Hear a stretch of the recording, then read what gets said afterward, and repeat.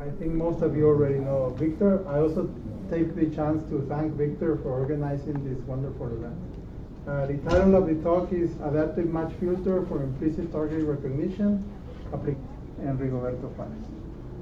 Thank you. Thank you. Okay, thank you everyone for coming today. This work is part of the PhD thesis work of Enrique Hernandez, and basically what we done here is to adapt or to modify a classic target recognition approach to the outline of the talk. First, I'm going to present an introduction of the problem to be solved, and then the proposed approach, which is based on a match filter. And then Enrique, are going to present the problem of stereo matching, and he's going to show you the obtained results that he get it. And finally, the conclusions. Well, that's very widely investigated in the last decades, and basically consists in that we have an observed scene captured by a camera, and recognition systems needs to solve two basic tasks. The first task is to detect the presence of an object of interest in the scene, and then to estimate the coordinates of the target in the scene. This is basically the problem of object recognition systems. We need to first know explicitly what we want to recognize. Okay, so we need to know the contents, the intensity contents of the object to be recognized, and as well the region of support or the shape of the object to is known. But in some cases, it's not like the problem that we're going to solve. Additionally, we need to know a priori information of scene perturbations. For instance, we have always a background that is not of interest, and usually we characterize this background by his statistics, such as the mean value, power spectral density, the statistics of noise, and also we can take into account the change of illumination or any other perturbation. The question is how we can recognize a target that is implicitly given in the scene. That means that we don't know exactly which is the shape of the object to be recognized, and also the intensity content of the object that we like to recognize is not clearly known. This is the problem that we're going to try to solve. So, for instance, we have you need to recognize in another image. So we know that this is the object, but like I said before, I don't know the shape and the contents of the object. And we need to detect this object in another image and estimate their coordinates. So how can we recognize a target that is given implicitly in a reference image? This is the problem to be solved. So we propose to use an approach known as template matching. This approach is very classical, and it stands for the, I don't know, in the 90s was extensively investigated, and it's considered a part of the optics field. So basically, a transform, and then we have a previously designed filter. This is the match filter.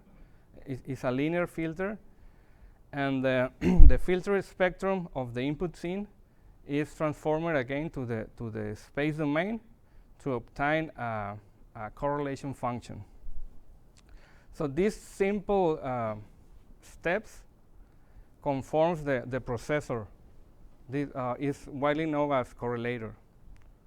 So the next step is to analyze the out, and this is an estimation of the most likely location of the target in the scene. So if this maximum intensity value overpasses a threshold, then we consider that the target is detected. Otherwise, it's rejected. So this is the step of decision making. So in this case, we need to design a filter that can be able to recognize a target. We need to propose or to formalize a model of the image, the reference image, and the input scene. So for instance, we consider an input image which is composed by the target, the implicitly given target, at unknown location tau 0, and this is the inverse region of support of. With these elements, we can construct or modulate the observed scene by this mathematical model. So this is the target, this is the inverse region of support, the background image, and the noise corrupting the scene. So this is the input image, and the reference image using this notation can be described similarly as this expression. So note that in this case, the difference is that we assume that the target is at the center of the image.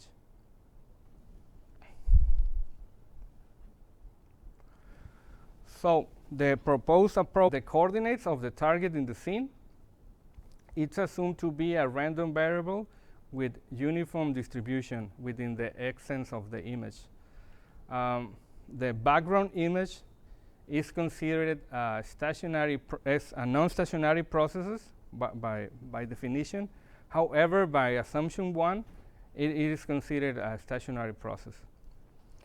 The target in the reference image is located at the origin, like I mentioned in the past slide, and the background image possesses the same distribution and similar statistical parameters. So by minimizing the mean square error criteria between the output of the filter that we need and delta function, we obtain this expression in the frequency domain for the filter. So we can see that we require the Fourier transform of the shape of the region of support of the target here. We need the Fourier transform and power spectral density of the additive noise and the background with zero mean. So all these terms, as we mentioned in the beginning of the presentation, are unknown because the target is given implicitly in the scene. So we need to estimate first and then construct the filter, and this process can be adapted for changes of the scene.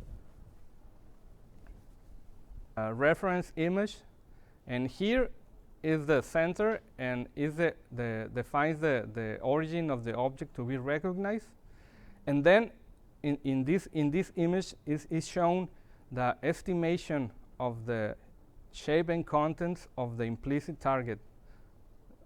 You can see how changed the adaptation of the estimation of the shape and contents of the target, and this is the template construct by the proposed approach, and this signal here illustrates the output of the filter is like a profile. So in the maximum intensity value is an estimate of the location of the implicit target of how this work operates. Yeah.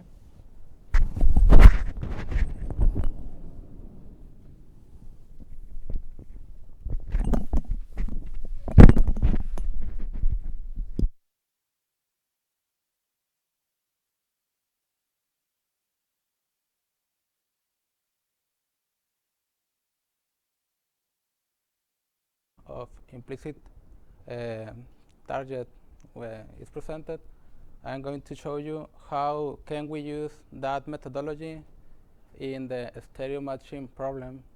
So first, I'm going to define what is stereo matching. So stereo matching is a or to obtain 3D information from a scene using two images or a pair of images. So we can obtain that images using arrays of two cameras. As it was mentioned in the past presentation, the disparity estimation is based on an epipolar geometry. So in this case, we have a point in the space, in the 3D space, that it is observed. So this cameras creates two image planes where the object is observed in both image planes, but at different position.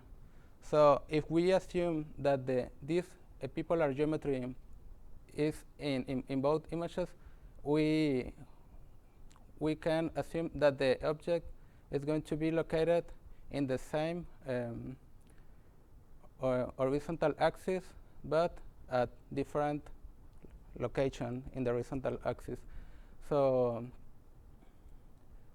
this geometry allows to locate an object from and reduce the problem. So applying this epipolar geometry in stereo matching, we have two image planes, and as it was mentioned before, we have a reference object. This is the object that we want to locate in the input scene. So for this, we know that this reference object is located in the center of this reference scene, and we defined a search. We look in one of these coordinates, and where this object is located, we can estimate the distance between the coordinate where the object was located and the coordinate where the original target is located. So knowing this difference, we know the disparity value between the object and the input scene. If we know the disparity value, we can this disparity value in each point of the scene, we can obtain a function, a disparity function, where we can use that disparity map of our function, and in using also the camera parameters, we can obtain the depth information of that scene. So we use this methodology to obtain the disparity map from a pair of images. So first we capture the two images. So from the reference image, we construct a small fragment using the support region of the target, the mean value, and the information of the noise of the background and the noise that is corrupting the scene. Using this component, we can construct a filter that it is in the Fourier domain. So once the filter is constructed, we correlate the match filter with the Fourier transform of the observed image or the input image. So we apply the inverse Fourier transform, the depth information. So here are some results that we obtained using this proposal. So first, we have the image fragment. This is the reference image. So we want to separate the target object and the background. So for this, we estimate the region of support. So we can we have this with this function we have the information of the target from this reference image, and we also have the input scenes that where we want to locate or estimate the position of this target in this image. Applying this match filter, we obtain this output where the maximum value of the filter response is in the coordinate where the object was located. So this match filter was applied to different scenes, and we obtained these disparity maps. So in this figure, we have the image that we truth information. This is the real value of the disparity of each of these points, and we also estimate the disparity using two state-of-the-art methods: the sum of absolute difference and an adaptive support weight approach. And this last column is the estimated disparity using the proposal to estimate correctly the disparity map from this scene, and also we reduce some disparity errors that are presented in the previous methods, like these ones. So we were able to improve the results that were presented in the state-of-the-art. Here is the disparity error maps between the ground truth and the estimated disparities. So we have the error that is less average error than the previous methods, and this metric is the percentage of our error in the total scenes. So we have in the percentage is less than the errors obtained with the previous methods. So we also evaluate this methodology in a laboratory platform. So we have a stereo camera, and we create. Here it's important to mention that the images that are captured are not needs to be rectified. So first we capture the scenes. After that we apply a rectification process to. After that we estimate the disparity, and after that we estimate the depth information of the scene. So here are some results. This is the different tests that were done, and this is a view of the scene, and the distance, the information or the distance of the object with respect to the camera that were obtained. So we can observe that these estimations are really close to the real values with an average error of 1 centimeters in average. So we were able to estimate that information. We can reconstruct the 3D scenes. So we use the depth information, and we transform the 2D maps like the ones shown in these figures. So in summary, we have that an adapted match filter for recognition of implicit target was presented. So was compared with well-known stereo matching methods, and this proposed filter was tested in the reconstruction of three-dimensional scenes, obtaining accurate distance measures and scene objects with respect to the camera. Questions for the speakers? Bart? Why do you decide to use the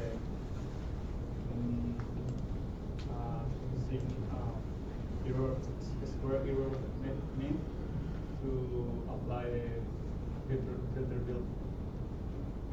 To design the filter? Yeah. Because the mean square error is a known criteria design for this kind of filters.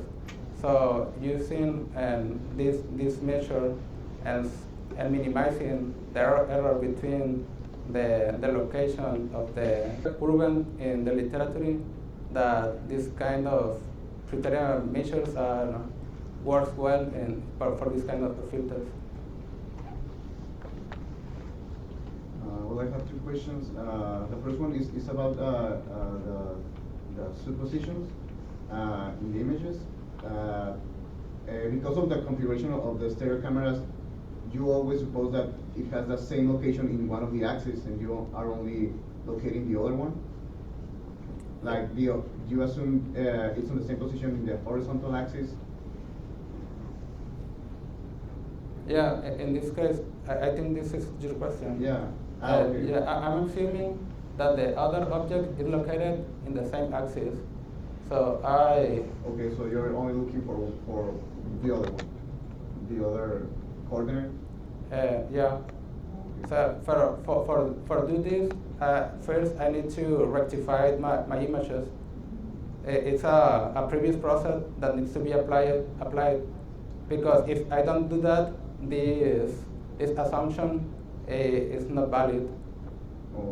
In the end, your final results, those were just by taking a snapshot with the two cameras and only that, and then doing all the process, like only using those two images? Yeah, only using two images. Well, thanks. Okay. Is there general specifications of the cameras, or are there specific for which type specifies? And it doesn't. What happened with your algorithm if you try in low fixed camera?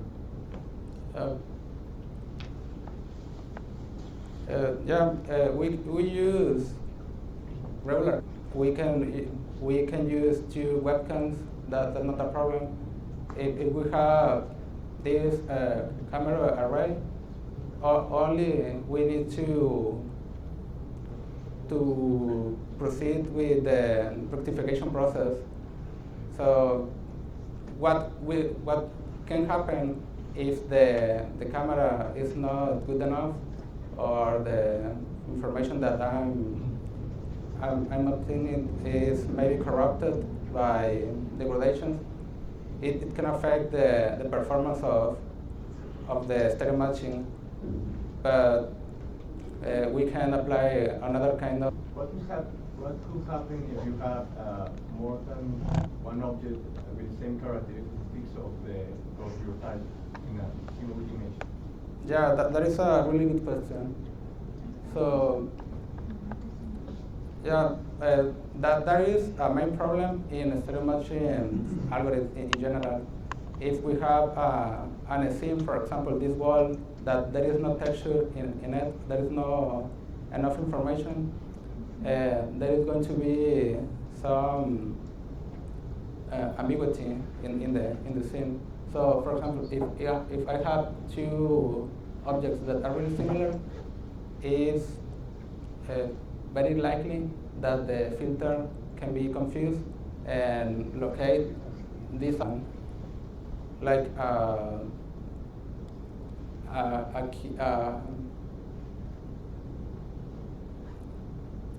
good characteristic of match filters.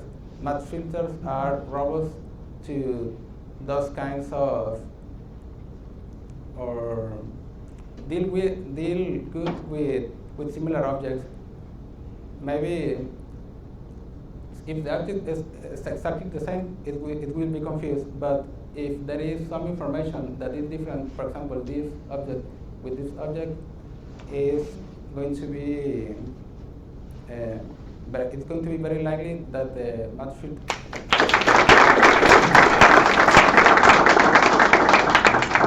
30-minute break for coffee and networking. In this next room.